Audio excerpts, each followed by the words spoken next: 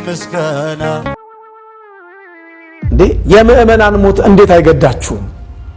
ምን እስክንሆን ነው የምትጠብቁት? ስንት ቀን ነው እናትክንና እህትክን ወንድምህን ገልደህ የምትዘልቀው? ቆይ ስንት ቀን ነው እስቲ ልጠይቃችሁ፣ ስንት ቀን ነው ገላችሁ የምትጨርሱት? እኛ የኦርቶዶክስ ተዋህዶ እምነት ተከታዮች ነን። ታውቃኛለህ? አውቃለሁ። አበበች እናትህ ባላውሊያ ናት። ሰላም ጤና ይስጥልን። ውድና የተከበራችሁ የአዳም ቲዩብ ቤተሰቦች እንደምን አላችሁ? እንደምን ሰነበታችሁ? አሁን ያለንበት ዘመን እጅግ በጣም አስቸጋሪ ነውና ማስተዋል በጣም የሚፈልግና እንዲሁ በደመ ነፍስ የምንራመድበት ጊዜ አይደለም። አሁን አንዳንዶች የሃይማኖት ተቋማት ውስጥ በመሰግሰግ ኦርቶዶክስ ተዋህዶ ሊሸረሽሩ የሚያስቡ አካላት ጀርባቸው ምንድነው የሚለውን ዛሬ እንመለከታለን። ያገኘነ ሰው ሁሉ ጉልበቱን የሚሞክር በክርስቲያኖች ነው። ጉልበት አለኝ የሚል ሁሉ መግደል እንደሚችል የሚያረጋግጠው እኛን በመግደል ነው። የክርስቲያኖችን እንኳን ትልልቆቹን ሕፃናትን አንቆ በመግደል ጀግንነት የሚመስላቸው ሰዎች ናቸው ያሉት። የ2 ዓመት ሕፃን ሰምታችኋል? ሰሞኑን የታነቀ የ2 ዓመት ሕፃን ይታነቃል? ትልቅስ ቢሆን ይታነቃል? ነውር አይደለም እንዴ? እና እንደዚህ ከሆነ እግዚአብሔር ለምንድን ነው ዝም የሚለን? ለምንድን ነው እንድንሞት የሚያደርገው? ልንገራችሁ የእግዚአብሔር ቤተሰቦች፣ አልሆንለት ብሎ ነው? ለኛ ስለማያዝንልን ነው? ባያዝንስ ቢያንስ ለ2 ዓመት ሕፃን ያዝን? እኛስ መቼም በደለኞች ነን። ለምንድን ነው እግዚአብሔር ዝም የሚለን? ታውቃላችሁ? ሰማዕትነት የመንግስተ ሰማያት መግቢያ በር ስለሆነ ነው። ክርስቲያኖች የክርስቶስ ልጆች በመሆናቸው ሲገደሉ እግዚአብሔር ዝም የሚለው ከዚህ ከዳተኛ ዓለም ወደ እውነተኛው ዓለም ሊወስዳቸው ስለፈለገ ነው።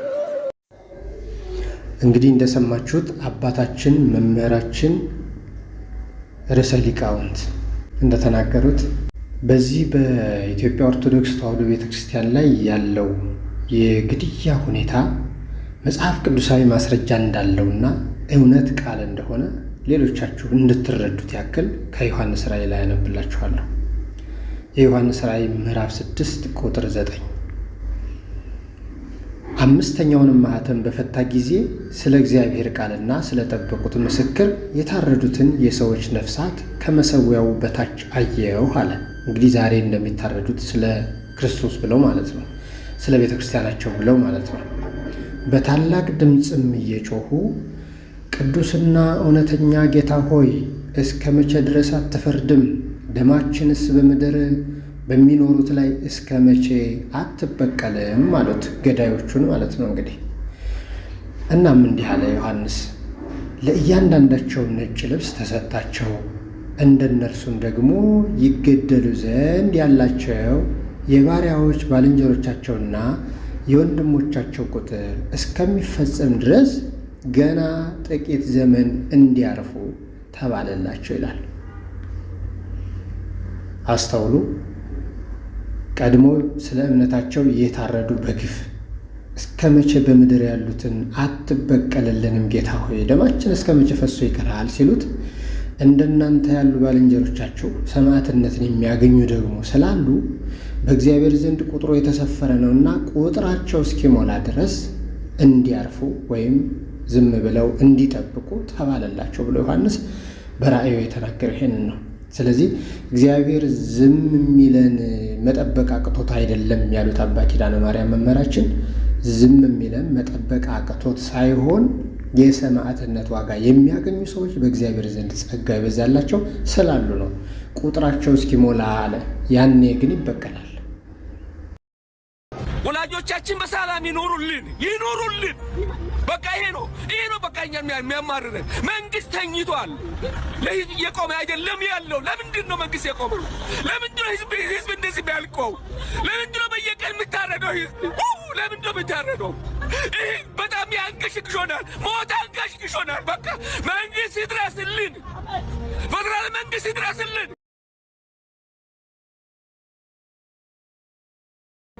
ክልል መንግስት ይድረስልን። ሰው እየሞተ እያለ፣ ሰው እየተገደለ እያለ፣ ሰው እየተሰቃየ እያለ፣ ሰው እየተፈናቀለ እያለ ለምን ይቀልዱብናል? በነገራችን ላይ እንዲህ በቀላል እንደምናስበው እንዳይመስላችሁ። እጅግ በጣም ለዘመናት ለረጅም ዓመታት የተአቀደ ዕቅድ የተሴረ ሴራ ነው። ለምሳሌ በካቶሊኮች ዘንድ እንኳን ብንመለከት በቤተ ክርስቲያን ጥናት ትምህርት ላይ ምን ይላል? ካቶሊካውያን የአጭር ጊዜ ዕቅድ የሚይዙት ለ50 ዓመት ነው ይላል። ስለ ሃይማኖታቸው ዓላማ ብለው ለ50 ዓመት ዕቅድ ያወጣሉ። ይሄ በዚህ ይሆናል፣ ይሄ በዚህ ይሳካል፣ ይህም በዚህ ዓመት እናደርጋለን ይላሉ። በህይወት የማይኖር የሚያልፍ የሚሞት እንኳን ካለ ተተኪው ያን ነገር እያስቀጠለ ሄዳል ማለት ነው። እና በቀላል የተሰራ ስራ አይደለም። ይህ ሁሉ በነጮች ሴራ ያለ የተጠና የታወቀ ነው። ነገር ግን በእኛ ዘንድ እንዴት ይህን ነገር እንታገለው? የገዛ ኢትዮጵያውያኖች ናቸው መሳሪያ ሆነው እያገለገሏቸው፣ ነገስታቶቻችን ማለት ይቻላል። ግልጽ ለመናገር እስቲ ቀጣውን እንመልከት። ጤና ይስጥልኝ ወገኖቼ፣ እንደምናላችሁ። አንድ በጣም ጥብቅ የሆነ ማሳሰቢያ ማስተላለፍ እፈልጋለሁ። ልብ ብላችሁ አድምጡኝ። እንደዚህ እንደ ሰሞኑ አይነት መናፍቃን ወይም አጽራረ ቤተክርስቲያን በቤተክርስቲያን ላይ ጥቃት በፈጸሙ የሆነ መጥፎ ነገር ባደረጉ ቁጥር ተሽቀዳድመው እየወጡ እኛ በቁጣ ስንነሳና የአጸፋ እርምጃ መውሰድ እንዳለብን ህዝቡ በቁጣ ተነስቶ ተቃውሞውን ሲያሰማ ተሽቀዳድመው እየወጡ ልብ ብላችሁ እንደሆነ ተሽቀዳድመው እየወጡ ይሄ የክርስቲያን ተግባር አይደለም፣ ሃይማኖታችን ይህን አይፈቅድም፣ ስድብ እንዳትሳደቡ፣ ሌላው ቀርቶ ስድብ እንኳን እንዳትሰድቧቸው፣ ሌላ የአጸፋ እርምጃ እንወስዳለን እንዳትሉ እያሉ እየተሽቀዳደሙ እየወጡ የሚያስጠነቅቁ አሉ። እነዚህ ሰዎች ቅጥረኞች ናቸው። ለምንድን ነው ይሄን የሚያደርጉት? እኛ በቃ ስልብ አልጫ እንድንሆን፣ እየተጠቃን እንድንኖር፣ ግፍን እንድንላመድ፣ ጥቃትን እንድንላመድ፣ በጸጋ እየተቀበልን እንድንኖር ለማድረግ ነው አንዱ። ሁለተኛው ደግሞ እነዚህ አጽራረ ቤተክርስቲያን ወይም መናፍቃን እንዲህ እንዳላገጡብን፣ እንደተጫወቱብን፣ እንደቀለዱብን እንዲኖሩ ለማስቻል ለማደፋፈር ማንም በቃ የሚነካን የሚቃወምን ምንም ጫፋችንን የሚነካ የለምና እንደፈለግን እንጫወትባቸው እያሉ እየተደፋፈሩ ዘላለም እንዲህ ሲላገዱብን እንዲኖሩ ለማስቻል ነው ይሄን የሚያደርጉት። ልብ በሉ። ቃሉ በትክክል ይሄን ይላል ወይ ብለን የጠየቅን እንደሆን ፈጽሞ አይደለም አይልም። እነሱ የሚጠቅሱት ቃል ሌላ፣ መሬት ላይ ያለው ተግባር ደግሞ ሌላ ነው። እርግጥ ነው ወንጌል ጌታ በወንጌል ወንድምህ ቢበድልህ ወንድሜ ቢበድለኝ ስንት ጊዜ ይቅር ልበለው ብሎ ቢጠይቀው 7 ጊዜ ነው ብሎ ቢጠይቀው 7 ጊዜ አልልህም፣ ነገር ግን 7 ጊዜ 70 ነው እንጂ ብሎታል። በእርግጥ ማንን ነው ግን? ወንድሜን ነው ያለው። መናፍቃን ጠላት ናቸው፣ ወንድም አይደሉም። ቤተክርስቲያንም አጽራረ ቤተክርስቲያን ነው የምትላቸው፣ ወይም ደግሞ በአማርኛው የቤተክርስቲያን ጠላቶች ብላ ነው የምትጠራቸው እንጂ ወንድም አይደሉም። ልብ በሉ። እነዚህ ቅጥረኞች ግን ወንድም ናቸው። እንደ ወንድም ያንን የተሳደበውን መናፍቅ ወንድም እህት እያሉ ነው የሚጠሯቸው። ልብ በሉ ምን ያህል ቅጥረኞች መሰሪ ቅጥረኞች እንደሆኑ። ወንድም አይደሉም በፍጹም። ከየት አመጡት ይሄን ቃል? የቤተክርስቲያን ጠላቶች መጽሐፍ ቅዱስም የገሃነም ደጆች ነው የሚላቸው እንጂ ወንድሞቻችሁ እህቶቻችሁ ናቸው አላለም በፍጹም። እና አጽራረ ቤተክርስቲያን ናቸው እነዚህ። ወንድምህ ቢበድልህ የተባለው ወንድም የኛ ክርስቲያን እንደኛ የሆነ ክርስቲያን የሆነ በእምነት የሚመስለን ሰው እነዛ የበደልን እንደሆነ እርግጥ ነው ከ7 ጊዜ ብቻ አይደለም 7 ጊዜ 70 ይቅር እንድንል ታዘናል። እንዲሁም በሌላ ክፍል አሁንም ወንድም ነው የተባለው። ልብ በሉ። ቀኝ ጉንጭህን ቢመታህ ግራ ጉንጭህን አዙርለት፣ መጎናጸፊያህን ቢወስድብህ እጀ ጠባብህን ጨምርለት ተብሏል። ልብ በሉ። ለማን? ለወንድም፣ ለጠላት አይደለም። በእርግጥ ጠላትህን ውደድ የሚል ቃልም አለ። የሚያሳድዷችሁን መርቁ እንጂ አትርገሙ የሚልም አለ። ምን ማለት ነው ነው? አሁን እነዚህ ደናቁርት እንደሚመስላቸው ሳይሆን ይሄ ማለት ምን መሰላችሁ ይላችሁ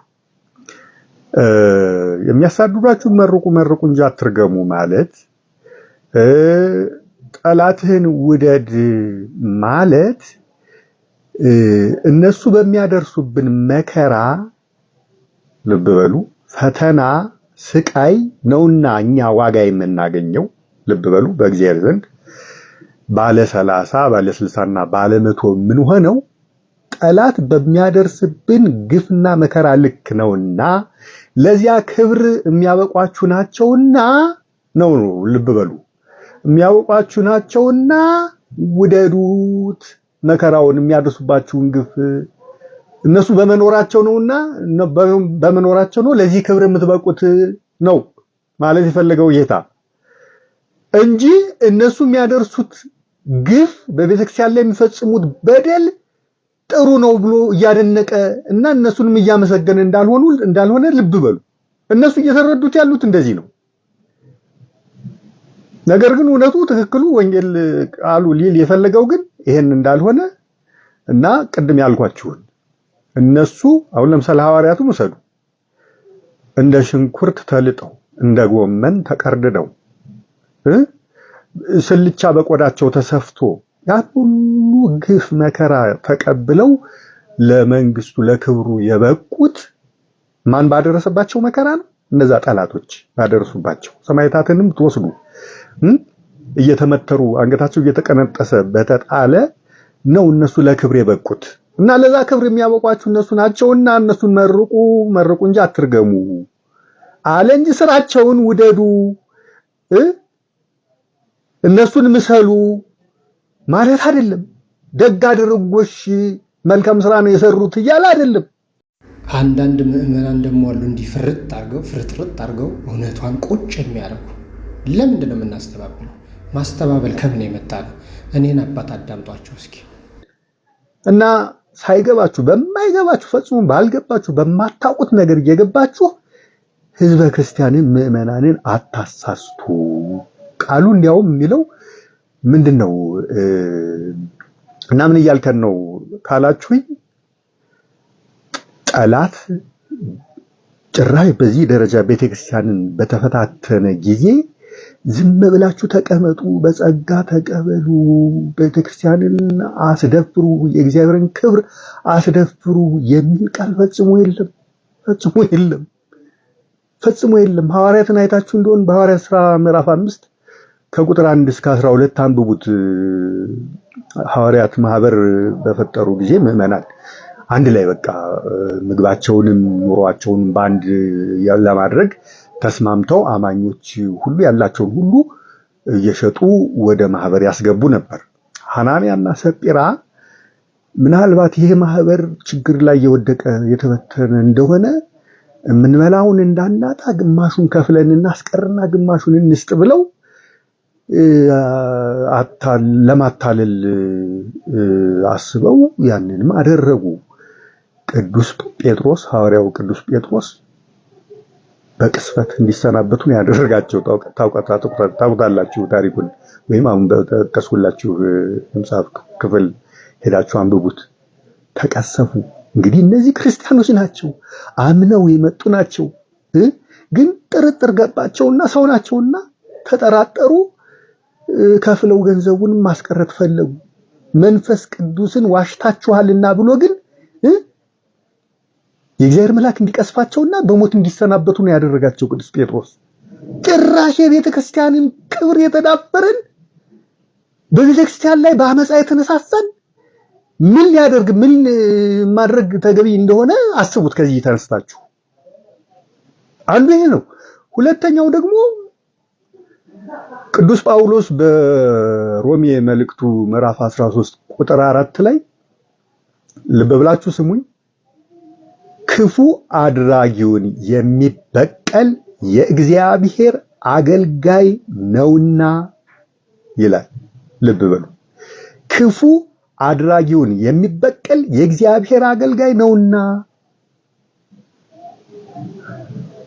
ስለዚህ ይህን ከያዝን ክፉ አድራጊን መበቀል የእግዚአብሔር አገልጋይነት ነው። እኔ አታስዋሹኝና ትዝታው ሳሙኤልን ዮናታን አክሊሉን ነቺን የሰሞኗን ጋኔናም ፊት ለፊት ባገኝ አታስዋሹኝ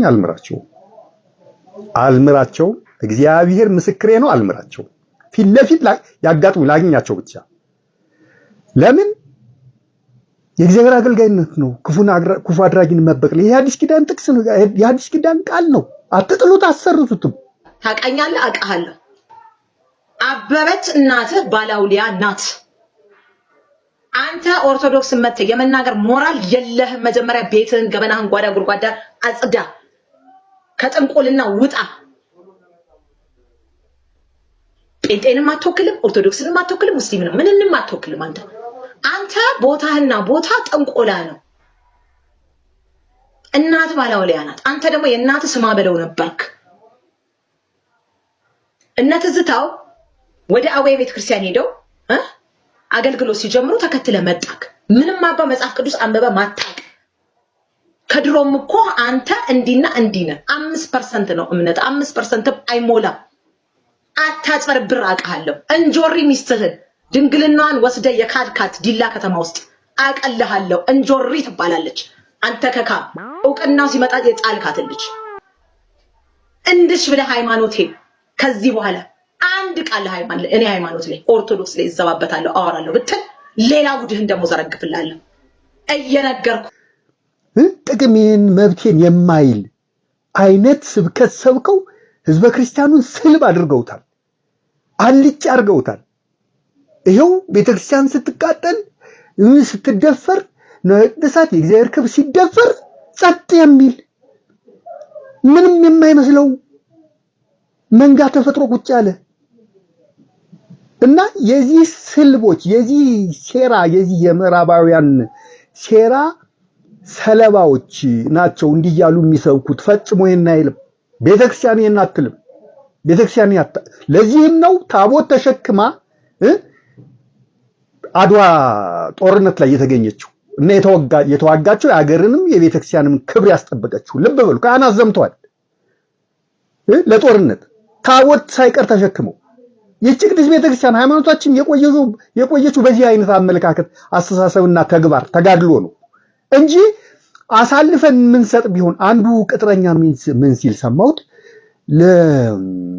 ለገዦች ሁሉ ተገዙ ይላል ቃሉ እያለ ይሄ አንድ በተክሊል የተጋባ በቅርቡ ስሙን ረሳሁት እያለ ጭራሽ አሜን ወዴት ብለን እንድንገዛ ለጸረ ቤተክርስቲያን ለአሸባሪ አገዛዝ አሜን ወዴት ብለን መገዛት እንዳለብን ሁሉ ይሰብካል ይገርማቸዋል እንዲህ ያለ ሰሞኑን ይሄ ሃይማኖታችን አይፈቅድም በክፉ እንዳትነሳሱ እንዲህ ያደረጉ ብላችሁ እንበቀላለን እንዳትሉ እያለ ሰሞኑን የሚሰብክ ነው ልብ በሉ ፈጽሞ እንደዚህ አይነት ሚል ቃል የለም ለገዢዎች ተገዙ ሮሜ 13 ከ1 እስከ 4 5 ድረስ የሚናገረው አው ለገዢዎች ተገዙ ተብለናል ግን እኛን ለመሰሉ ሃይማኖታችንን ለሚያከብሩ ነው ልብ በሉ እንጂ ለመጣው ሁሉ ለአረማዊውም ለምኑም ተገዙ አሜን ወዴት በሉ እንደዛማ ቢሆን ሃይማኖታችን እኮ እስካሁን አይቆይም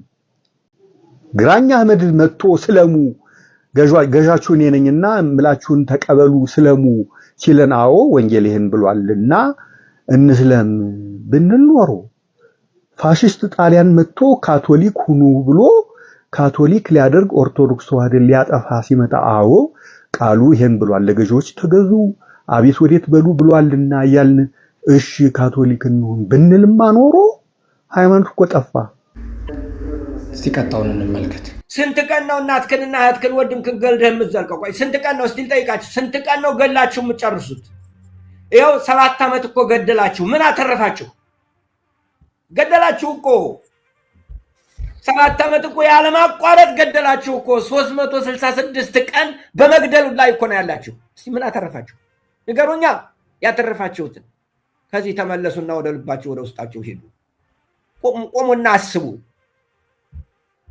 ዶክተር አብይ ምን እያደረጉ ነው ቆይ ምን በሆኑ ያስደስተውታል ይሄ ነገር ደስ ይለውታል የእህቶች ተቆራርጦ መሞት ያስደስተውታል?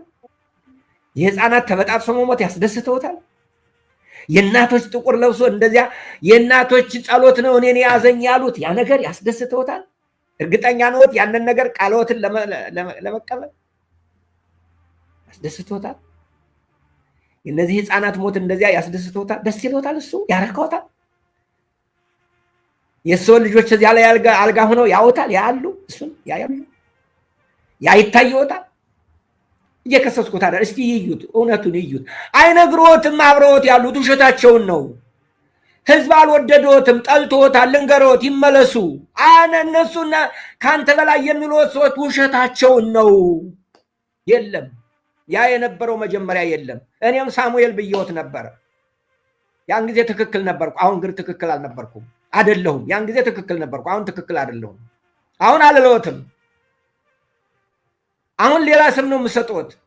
ያንን ስም አሁን አልጠራውም። ይመለሱ እንደው ብዬ። ስለዚህ ኢትዮጵያውያን ወገኖቼ ኢትዮጵያ መውጣቱ አይቀርም ነው የምላችሁ። ማሸነፉ አይቀርም። ኢትዮጵያ ወደ ከፍቷ መውጣቱ አይቀርም። እኛ ላናየው እንችላለን እንጂ አይቀርም እሱ። ስለዚህ ለዚህ ከፍታ ሁላችንም አስተዋጽኦ እናድርግ። ለጥፋትና ለሞት አስተዋጽኦ ከምናደርግ ነው የምለው። እግዚአብሔር አምላካችን ጩኸታችን ይስማ፣ ጸሎታችን ያድምጥ።